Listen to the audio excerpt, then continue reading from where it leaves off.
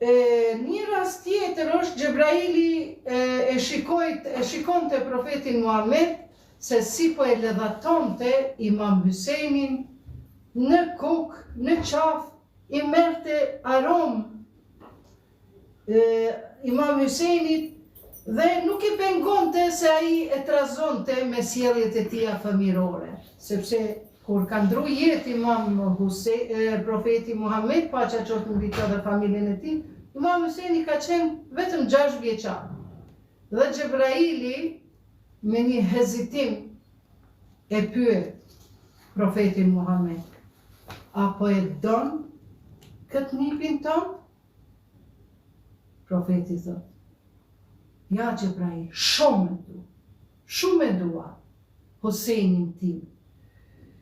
Dhe Gjebraili ja kumtoi dhe i tha se do të mbetet Imam Husejni shahid në Kerbela dhe gjatë këtij muhabeti ja solli edhe një grusht dhej nga toka e Kerbelas. Këtë grusht të dhejës nga toka e Kerbelas, Imam Husejni profeti Muhammed, paqja e Zotit qoftë mbi të dhe familjen e tij, e futi në një vend dhe para se të ndroj jetë, i dha njerëz prej grave dhe i tha që kur ky dhej do ta merr ngjyrën e kuqe, atë vit disa të mjeruar, disa ignorant musliman do të ma mbysin, do të ma vrasin, masakrojnë nipin tim, birin tim, Imam Husejnin.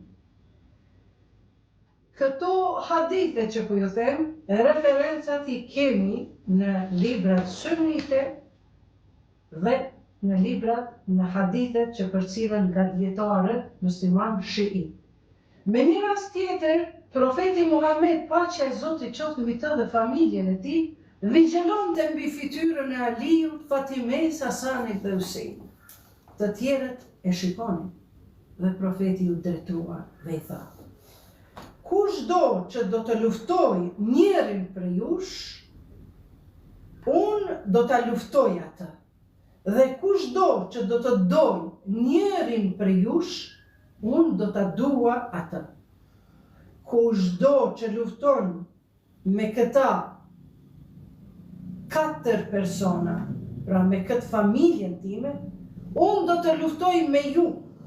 Nëse jo në këtë botë, në botën tjetër.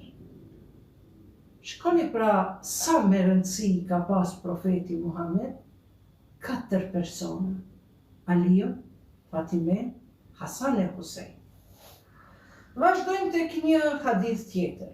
Ebu Hurera thot se një ditë profeti ngriti duart dhe bëri këtë lutje.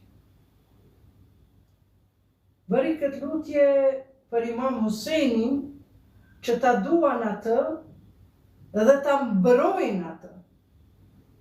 O Zot, bëre që ky popull ta duan Imam Husejnin dhe ta mbrojnë atë. Fjala e profetit dhe ndodhit mas profetit.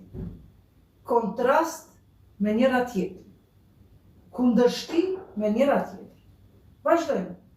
Këto pra ishin disa thënie profetike që tregojnë karakterin pozitiv të Imam Husejnit nga vetë gjyshi i tij, profeti Muhammed, paqja e Zotit qoftë mbi të dhe familjen e tij.